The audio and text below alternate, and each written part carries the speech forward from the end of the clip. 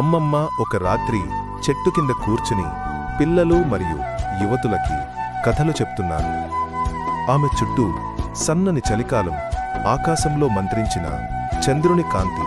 పిల్లలు చాలా ఆసక్తిగా వినుతున్న. ఒకప్పుడు పల్లెలో తిండి బోతూ దయ్యం అనే ఓ దయ్యం ఉండేది. అది ఎప్పుడూ పల్లెలోకి ఆహారం తీసుకువచ్చేది. కాని ఏదో రకంగా అది ఎప్పుడూ ఆకలి తీర్చే దయ్యం కాదు.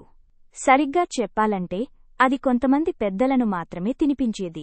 కాని అది ఎప్పుడూ పల్లెలోకి వచ్చినప్పుడు పిల్లలకు ఇష్టమైన ఆహారం మాత్రం ఇచ్చేది. ఒకరోజు ఆ దయ్యం పల్లెలోకి వచ్చింది. అందరూ చాలా ఆకలితో ఉన్నారు. కాని ఆ దయ్యం ఈసారి చాలా కొత్తగా వచ్చింది. నవ్వుతూ, ఈరోజు చాలా బాగా ఆహారం పంచిపెడతా అని చెప్పింది. పని చెయ్యాలి. ఈసారి దయ్యం ఏమి చెప్పడానికి వచ్చింది? పిల్లలు ఆశ్చర్యపోయారు.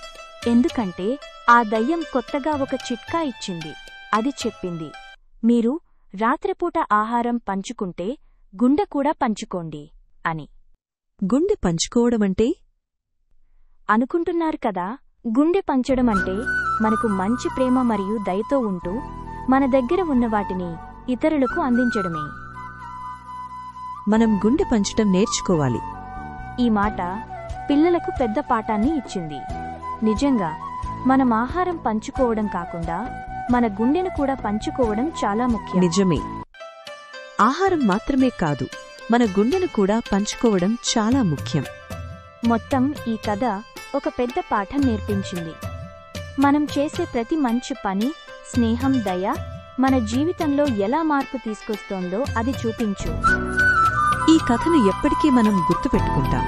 నైతికత ఆహారం మాత్రమే కాదు, మన గుండెను కూడా పంచుకోవడం చాలా ముఖ్యం.